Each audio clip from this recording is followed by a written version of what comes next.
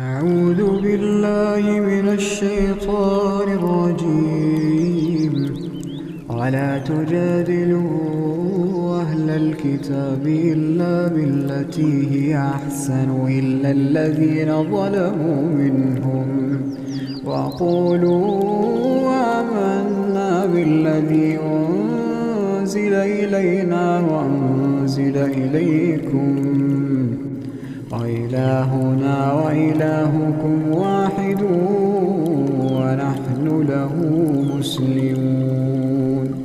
وكذلك أنزلنا إليك الكتاب فالذين آتيناهم الكتاب يؤمنون به ومن هؤلاء